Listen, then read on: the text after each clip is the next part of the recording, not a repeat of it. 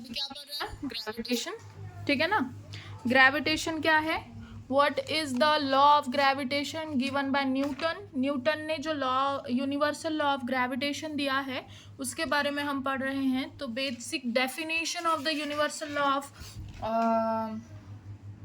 gravitation is, in this universe, according to the theory, every object in universe attract every other object by a definite force. This force is directly proportional to the product of their masses and inversely proportional to the square of the distance between them.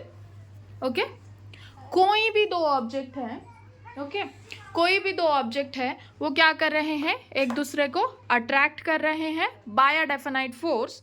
That force is directly proportional to product of their masses. For example, दो objects हैं, उनका mass m1 और m2 है.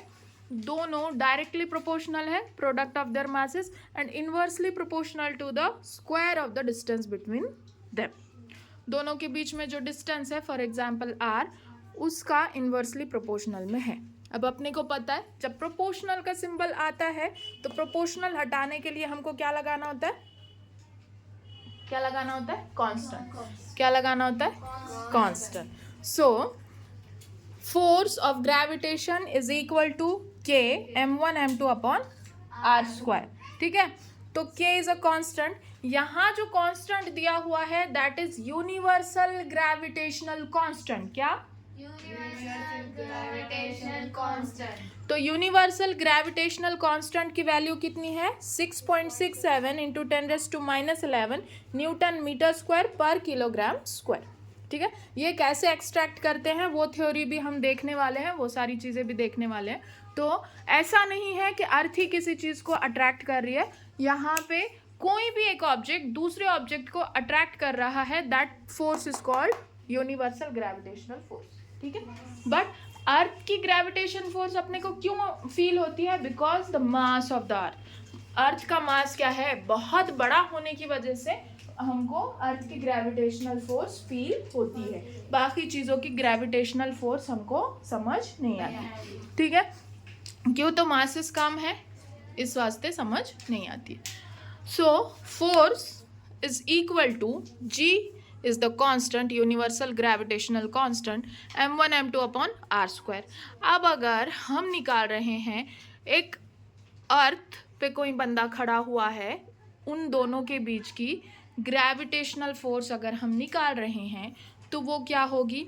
Gravitational force between a human and earth is equal to Gmm upon r square, where capital M is the mass of earth, ठीक है, small m mass of a man, ठीक है, and r is equal to radius of अर्थ. आप लोग बोलोगे कि अर्थ पे खड़ा हुआ है तो उनके बीच में डिस्टेंस नहीं है. ऐसा नहीं होता है, आपको सेंटर से सेंटर के बीच का डिस्टेंस लेना है.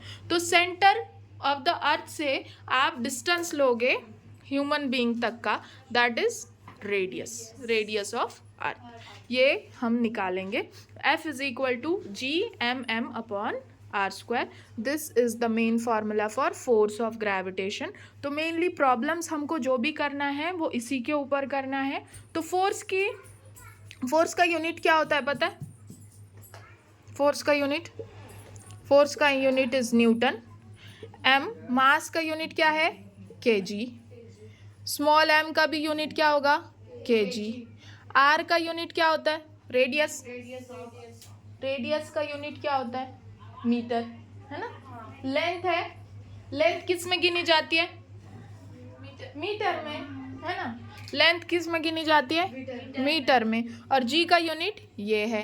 तो ये सब एक्सट्रैक्ट करने के बाद हमको फोर्स का यूनिट न्यूटन मिलने वाला है. और इसके बाद जो पार्ट है वो that is the mainly derivation part, जो हम मास of the earth, mass of the human, ये सब लगा करके हम force of gravitation between a man and earth हम निकालेंगे. ठीक है.